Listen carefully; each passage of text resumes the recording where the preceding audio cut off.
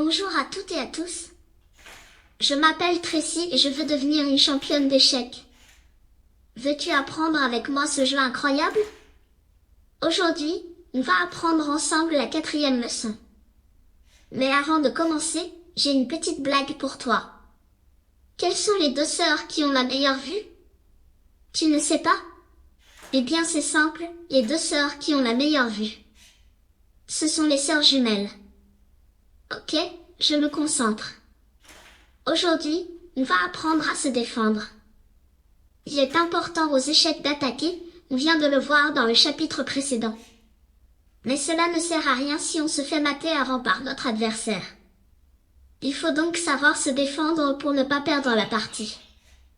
La première façon de se défendre est d'échanger des pièces. C'est vrai, si on échange des pièces, ton adversaire n'arrivera plus à te mettre échec et mat. Regarde cette position. Les noirs viennent de jouer le four G3. Ils menacent de nous faire échec avec la dame et échec et mat au prochain coup.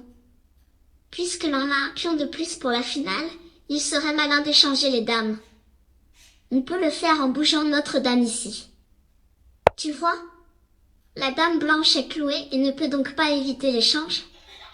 Sans les dames, on ne pourra plus être échec et mat et l'on va pouvoir tenter de gagner la partie en finale grâce à notre pion supplémentaire.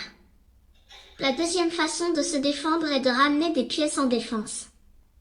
Si l'on ne veut pas échanger nos dames dans cette position, on peut ramener la dame par exemple en défense. D'abord on donne échec au roi ici.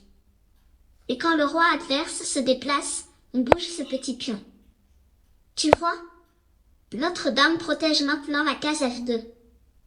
Les noirs ne peuvent plus nous faire échec au roi. La troisième façon de se défendre, c'est lorsque ton adversaire t'attaque sur un côté de l'échiquier, on appelle cela une attaque sur l'aile. Il te faut absolument très vite contre-attaquer au centre en avançant tes pions. C'est vrai, pour que l'attaque sur l'aile de ton adversaire fonctionne bien, il lui faut garder un centre fermé. Cela veut dire qu'il faut que les pions du centre soient bloqués. Si on ouvre le centre rapidement, son attaque ne va pas fonctionner, car ta contre-attaque au centre va l'embêter. Bravo, tu peux maintenant effectuer les exercices dans ta brochure. On se voit bientôt dans une prochaine vidéo.